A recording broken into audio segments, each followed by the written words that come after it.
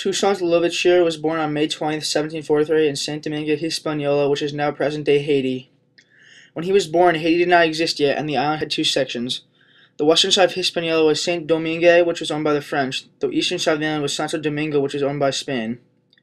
Toussaint was born into slavery and was owned by Count de Breda. His father was kidnapped from Benin at a young age and was brought to the island to work. Sugarcane was abundant in Hispaniola and is why France and Spain established colonies. As he grew up, he was educated by his godfather, Pierre Baptiste, and learned from Jesuit missionaries. Luckily, his master allowed him to read and write. He took particular admiration toward French Enlightenment philosophers. He was raised a Roman Catholic since it was the island's dominant religion. Throughout all this, his father taught him to never forget where he was from, Africa. He got the nickname Fatras Baton, which means small and weak. He, however, did have excellent stamina and horse riding skills. As Toussaint grew up on the plantation, he became a livestock handler, healer, coachman, and steward. At age 33, Toussaint finally gained his freedom. On October 30th, 1701, the Haitian Revolution began. Before the battles began, Toussaint helped his previous master and family escape from the island to safety. The Haitians began to revolt against the Europeans on the island. After believing he spoke to God, who wanted slavery to be abolished on the island, he joined the revolution. At first, he never fought. He served as a doctor instead of joining the massacres of Europeans. Eventually, the Europeans took control of the island again, and everyone all freed had to return to slavery. When the Europeans regained control, most of the Haitian generals fled to Santo Domingo for high rankings and fortune. However, he stayed behind on Santo Domingo. This did not last for too long.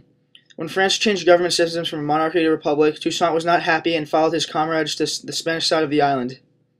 He became a distinguished general for the Spanish side and helped fight the French. France, however, wanted him back on their side. On February 4th, 1794, slavery is abolished in Saint Domingue, and Toussaint returned to the French side of the island. Napoleon soon designated him commander-in-chief of the colony.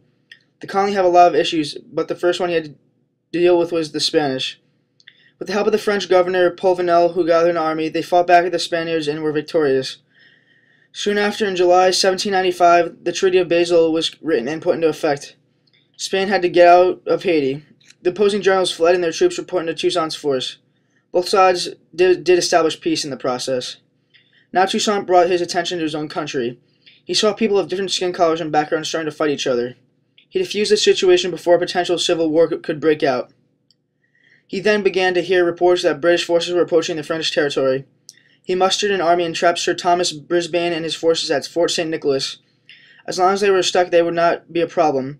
He now turned his attention to the French Europeans and the government. He wanted them all gone as soon as possible. So Toussaint cleverly gave them excuses to go on missions to France. That way he could fill their position with a native of the island. Eventually he even replaced the governor of the island, and the whole government was controlled by native Haitians. After a short time of relaxation and peace, more work had to be done. The colony was not in too good of shape. Toussaint soon started to rebuild the colony from all the destruction. He began social reforms and started to improve the country's infrastructure. An effective strategy he had was hiring the best workers. No matter what your background was, if you were good at something, you would be hired. He built roads and bridges, rebuilt forts, and improved agriculture, built schools, and declared free trade throughout the colony.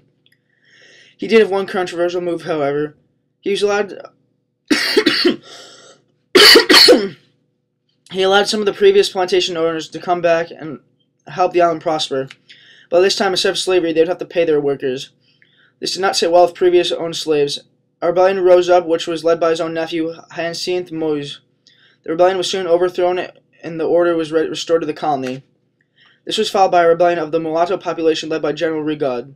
Toussaint turned to the United States and John Adams for assistance.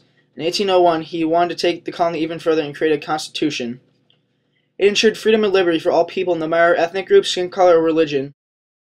He also named himself governor for life in the writing and was allowed to choose his successor. All of this did not sit well with Napoleon. He grew increasingly jealous of Toussaint's success. In January 1802, he sent General Leclerc along with 20,000 French troops to Saint Domingue. He told Toussaint this was under the context of peace, but he did not buy that. While the French were coming to the island, Toussaint gathered an army to battle the French. When they arrived, the war began and both sides had a high casualty count. Many were lost in the battle, while many of the French got yellow fever and died of disease. After seeing all this death and exhausted, Toussaint wanted the fighting to end and came up with a peace treaty. May 5th, 1802, he and Leclerc met and came up with a peace treaty. The French would leave and Saint Domingue would keep its place and independence. Toussaint was allowed to retire on his estate and live in peace. All of it was allowed to get Toussaint's guard down. With orders from Napoleon, Leclerc called a meeting with Toussaint and he ambushed and imprisoned him. When captured, he says famous quote, "In overthrowing me, you have cut down in Saint-Domingue only the trunk of the tree of liberty. It will spring up again from the roots, for they are many and they are deep." Leclerc put him on a ship and sent him to Fort de Joux in the Jura Mountains of France. In his absence, Jean-Jacques Dessalines led the Haitian Revolution. On April 7, 1803, Toussaint L'Ouverture died from pneumonia and starvation. He died a hero in his people's eyes. He rebuilt a country from being owned by Europeans harvesting sugarcane to a country that could support and defend itself from any opposers. He felt everyone was equal and deserved to be free. Although slavery came back to Haiti for another 6 months, after Napoleon sold it, everyone gained their independence back. All thanks to a man that wanted others to have their whole life, which he did not: freedom. Toussaint had his own problems and made questionable decisions, but not every decision you make will always be liked. Toussaint stood up to the superpowers of Spain, France, and Britain, and his people believed that he could lead them to freedom. He will never be forgotten. There have been statues built in Haiti, Cuba, and Fort de Joux. Violence was needed during the Haitian Revolution. Without the native peoples of the island fighting back, they would have been slaves for their whole life.